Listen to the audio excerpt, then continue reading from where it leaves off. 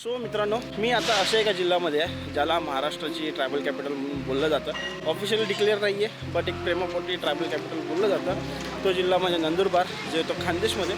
आणि खानदेशमध्ये जर का बघितलं तर खानदेशमध्ये टोटल आहे 4 जिल्हे, ज्याच्यामध्ये नाशिक, नंदुरबार, धुळे आणि जळगाव हे 4 जिल्हे खानदेश विभागामध्ये येतात. ज्या टायमाला मी ह्याकडे नंदुरबारला यायचा प्लॅन केला, सो मी त्या टायमा लोकांना सांगितलं नंदुरबारला जाऊ. मला बरेच जणांनी विचारलं नंदुरबार कुठे आलं किंवा काय. सो बऱ्याच जणांना माहिती नाही आहे. सो ठीक आहे, माहिती पडेल. सिरीज पूर्णपणे बघा, ब्लॉग पूर्णपणे बघा. आणि आपण आता जाणार आहे एस टी डेपोच्या दिशेने. इथून जवळजवळ 5 मिनिटाचा वॉक आहे. डेपो कुठे? डेपो कुठल्या साईडला? ये लेफ्ट ना? थँक्यू. सो मित्रांनो, नंदुरबारबद्दल बोलायचं झालं तर नंदुरबार 1 जुलै 1998मध्ये धुळेपासून सेपरेट झाला. नंदुरबारचं जर का जिओग्राफिकल लोकेशन बघायचं झालं तर महाराष्ट्राचा आपला मॅप आहे. महाराष्ट्रामध्ये सगळ्यात उत्तर पश्चिम साईडला जो जिल्हा आहे तो आहे नंदुरबार.